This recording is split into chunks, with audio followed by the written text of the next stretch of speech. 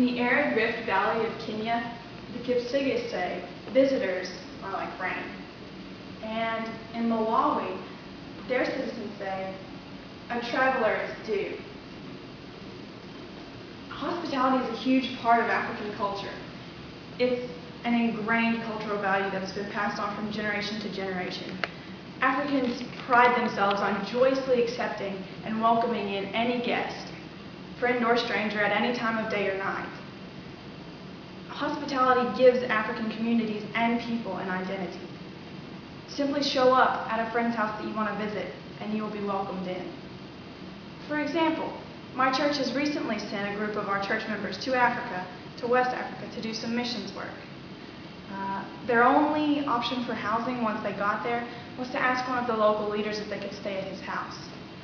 There was no way to ask in advance either. They simply had to show up and ask him in person.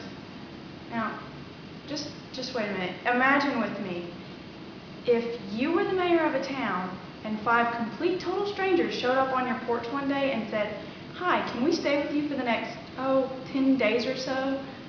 What would you do? We would probably call the cops or send them away.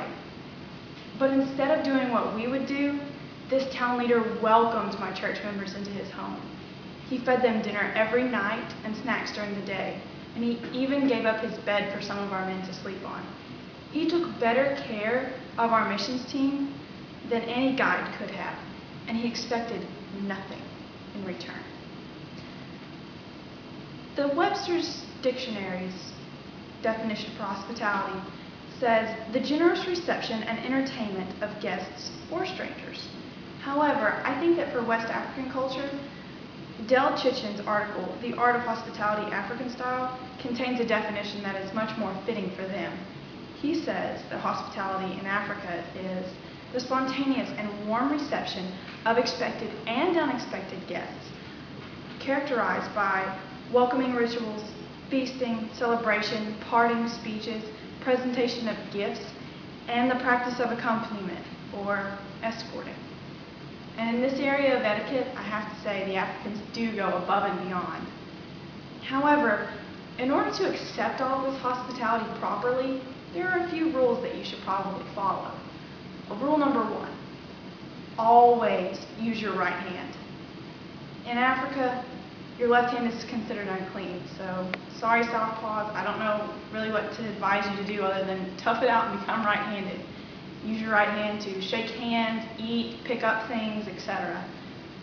The second rule that you should probably follow is that in West Africa, when you eat, you'll probably be eating out of a common bowl. And a common bowl is a really big bowl that contains everyone's food. And everyone has an imaginary pie piece in that bowl on the side that is closest to him or her.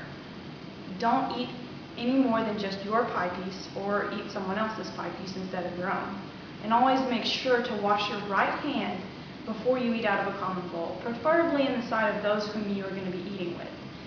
And if you have to leave the eating area at any time, make sure you wash your right hand again before you continue the meal. The third thing that you should probably do when you're in Africa is to be patient. Africans do not have the same value of time that we do. They almost never rush. So if you are conceived as impatient or ready to go, you will be considered as very rude. And last but not least, there's a certain pecking order that is to be followed in West Africa. And in this order, the women serve the men. And the youngest woman does the most work of all. The youngest woman in a group has to give up her seat whenever anyone else walks into a building. She has to carry other things for members of the group, do the dishes and other menial tasks, and just be a servant in general to everyone. Hopefully, you're now well educated in the etiquette of West African culture, and although this may not seem practical for us, I promise it is the epitome of being polite and courteous in West Africa.